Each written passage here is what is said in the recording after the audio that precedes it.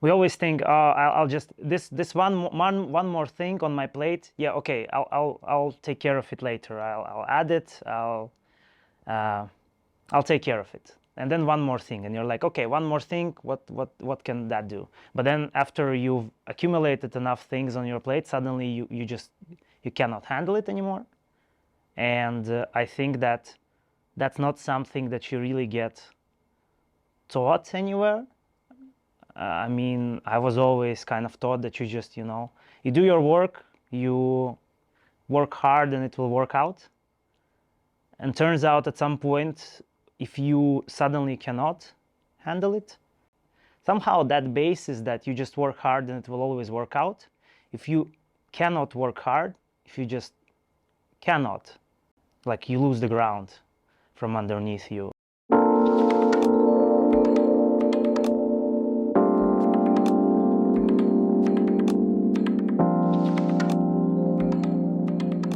So welcome to this interview and thank you for joining me here.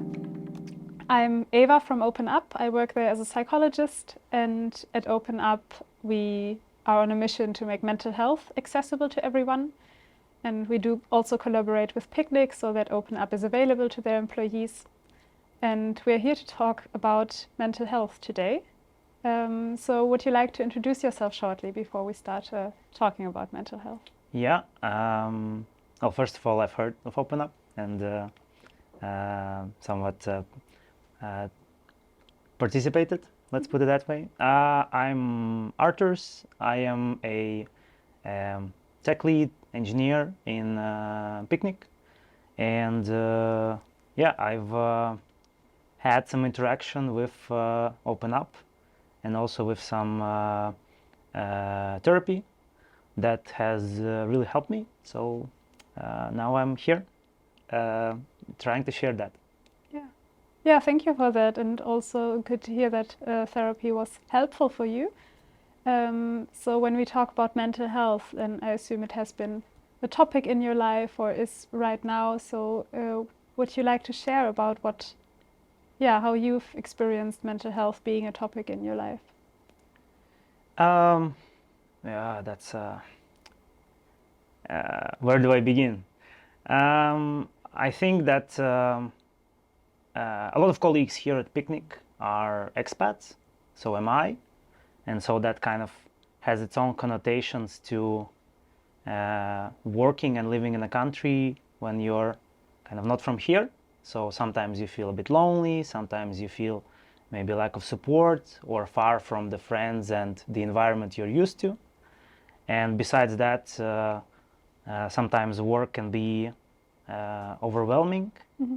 And I personally never thought that you can have too much work. I always thought that it's a question of whether like you can always handle it. There's no question of not handling the amount of work. And then at some point during Corona, I felt both very that there was a lot of work, but also very lonely because I had to stay at home in a country where, well, far from home, sort of. And that's where I felt, that's where I've quote unquote burned out. And then then therapy and talking to people has really helped me. Mm-hmm. So yeah, not to mention that later I burned out again, like a year later. And that taught me even more about that. Mm-hmm. Yeah, that must have been really difficult with all these things coming together. You mentioned challenges that you experience as an expat and that you assume also a lot of colleagues experience as well, together with a lot of work. Yeah, I think that we underestimate. We always think, oh, I'll just this one more thing on my plate. Yeah, okay, I'll take care of it later. I'll add it. I'll take care of it. And then one more thing, and you're like, okay, one more thing. What can that do? But then after you've accumulated enough things on your plate, suddenly you cannot handle it anymore. And I think that that's not something that you really get taught anywhere. I mean, I was always kind of taught that you just, you do your work, you work hard and it will work out. And turns out at some point, if you suddenly cannot handle it, somehow you feel like, somehow that basis that you just work hard and it will always work out, if you cannot work hard, if you just cannot, suddenly you feel like you don't know what's, like you lose the ground from underneath you. And not only the standard thing of, okay, how do we move forward? Well, we just work hard. That doesn't work. And also the thing that was there already for you, the hard work that was already there, kind of also disappears. So you don't know where you are at right now, and you don't know where to move forward, because the only way to figure that out is just working harder. And that really hit me hard. Yeah. So that one solution you knew to work for coping with work didn't work out. Yeah, exactly. And then there was no alternative to cope with the amount of work. And I think maybe kind of moving to a different country, not knowing maybe anyone outside of office or so forth, I tried to compensate by just work more. So kind of immerse yourself in that. But the moment that work becomes too much, you cannot work more, and yeah, you lose. Feels like you lose everything. Feels like there's nothing left there for you, and that is a pretty hard pills to swallow. Was for me, at least. Yeah, I imagine. So you said a lot of things came together with being away from your support network, having a lot of work, not knowing how to cope with it, and that it actually led to 2 burnouts. Yeah. So one thing I learned is that coming to the office and spending time with my colleagues was that was what was fueling me. I always did that. I went to school and I had fun with my friends, and I thought, yeah, that's not just a thing that happens. And then I went to university and had fun with friends, and then I went to work and had fun with friends. But then suddenly when I stopped going to the office, I thought, oh, that's nothing. That's nothing. I've played video games at home alone for years. But then suddenly what I didn't realize is that this lack of interaction was, this was the fuel that let me continue moving. And once I lost that, and so that was one thing.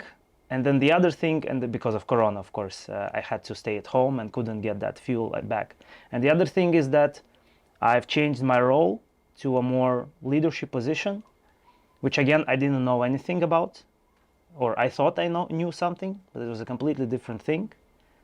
And it all came together that when looking back at it, I realized that for like half a year, I didn't enjoy a single thing I was doing. Like to the standard thing where you make a list of things you do and you prioritize them from those that bring you most happiness to least happiness, to try to figure out how to, like this is a standard tool to manage your mental health.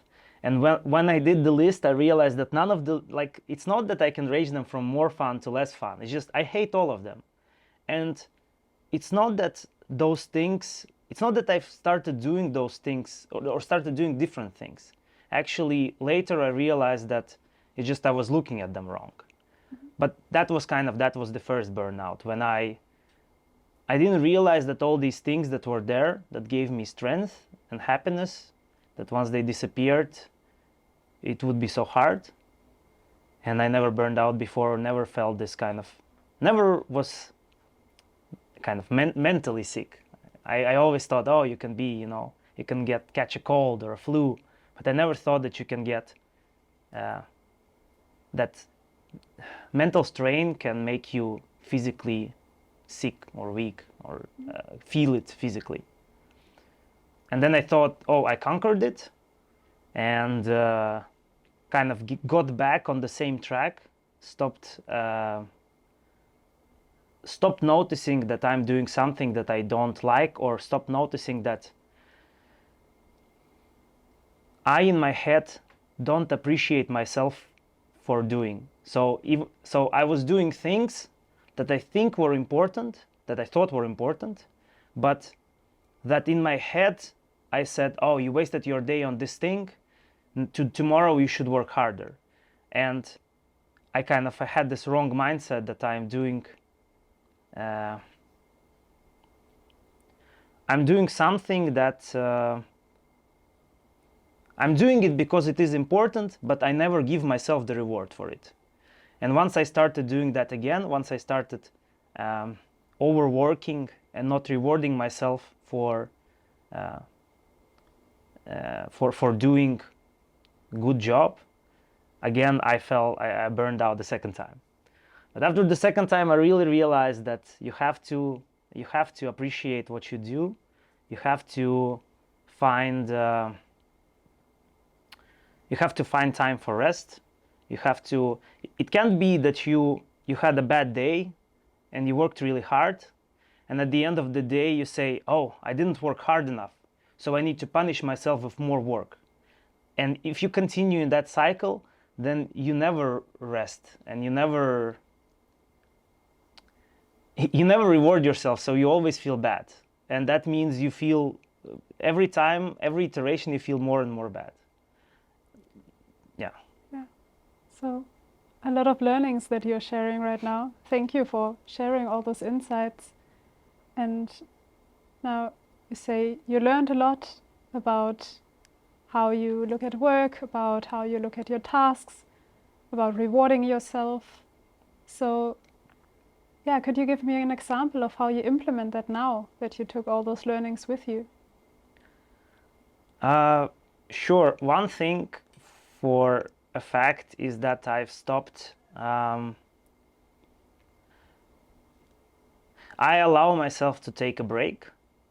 A simple rule I follow is that when I burned out, the work gave me weeks to get back, to feel good again. And now if I feel, and now after having this situation, when I feel like it's hard on me, when I feel I want to get out of the meetings and I cannot take it anymore, well, that's a bit too late. But when I start getting similar feelings, not as bad, I realize that, okay, I'm going back, I'm spiraling again. And then I just take a couple of days off. And I know that it's just simpler for me to take a couple of days off now and feel better immediately than let it kind of boil inside of me to the point when it just kind of explodes and I'm broken for a couple of weeks. So just taking the break when you need it, not thinking about, oh no, this project has to finish, oh no, this is very important. There's nothing as important as you feeling all right. And just taking that break is something I really follow. Yeah. So really prioritizing your well-being. Yeah. Nice. And you noticed when you notice that things get too much, like when you feel you want to get out of meetings, that can be a sign that it's already starting to spiral. So what other signs do you know from yourself that things become too much? So I do climbing as a sport, and I've before, whenever work would get too hard, first thing I would cut would be climbing. I would say, oh, the day was too hard, no time to enjoy myself, no time for climbing, I'm too tired for it. But later with talking to therapists, I realized that I cannot do that, because climbing is something that brings me happiness. And if I want to, if work makes me sad temporarily, then there needs to be something that makes me happy. So first thing I should be cutting is amount of work rather than something that brings me happiness. Sorry. And so the thing that I would do now is, if I feel like, oh, it's time to cut off something out of my life, because work is taking too much time, I realized that this actually means I need to cut off on work. Means I need to take a break, take a vacation, whatever.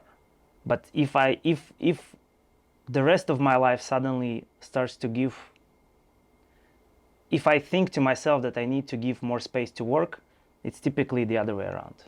Okay. Yeah, that's an important sign. And good that you also learn to notice that and also take measures to then get a break or get some distance and really set your own priorities, and prioritizing your well-being, your mental health. And yeah, thank you for sharing your insights. Also, yeah, to round up, would you like to, if you could give one tip to your co-workers from what you learned, what would that be? I think the fact that there is nothing more important than you feeling okay, and that everything else will come.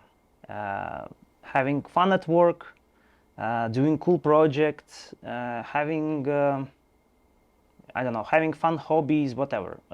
All of that comes first and foremost from you feeling good. And if you feel that you need to sacrifice, if you feel that you need to sacrifice that for anything, for work, if you feel that you need to, yeah, I'll feel bad for now, but then later it's gonna be good.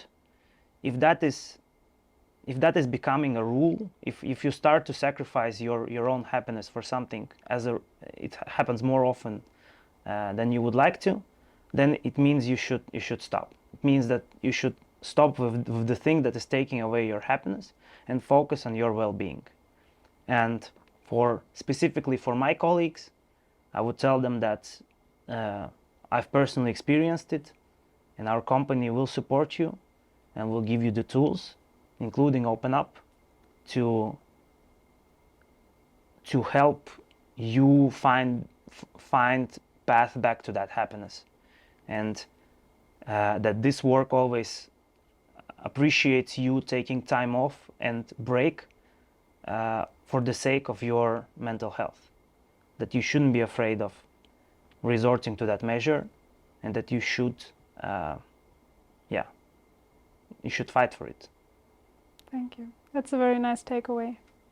Thank you. Well, thanks for joining me here and for sharing. Thanks for having me.